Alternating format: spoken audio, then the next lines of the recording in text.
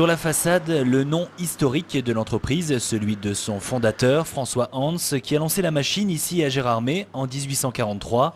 Presque 170 ans et 4 générations plus tard, François Hans est devenu Blanc des Vosges, mais son image est toujours celle d'une société familiale.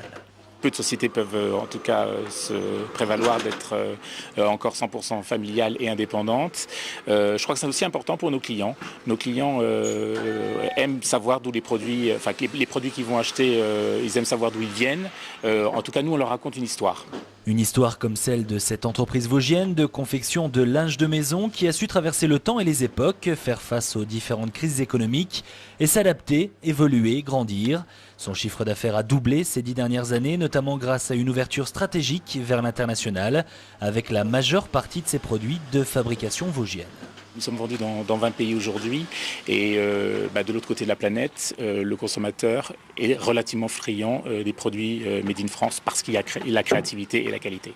Nous vendons à Taïwan, nous vendons en Corée du Sud, dans les pays du Moyen-Orient, le Liban, Dubaï. On va leur expliquer qu'on existe depuis 170 ans, ça c'est extrêmement important, ils en sont extrêmement friands.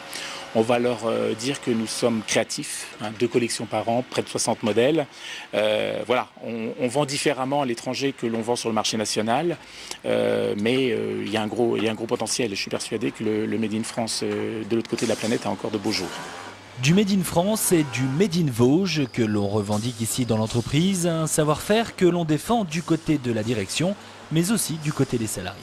Il faut poser les boutons, boutonnières, il y a certaines centimètres à respecter, il y a le fronçage à respecter, il y a tout à respecter, il faut vraiment, mais il faut que ça soit nickel et il faut que ça soit, c'est du produit très bien fini.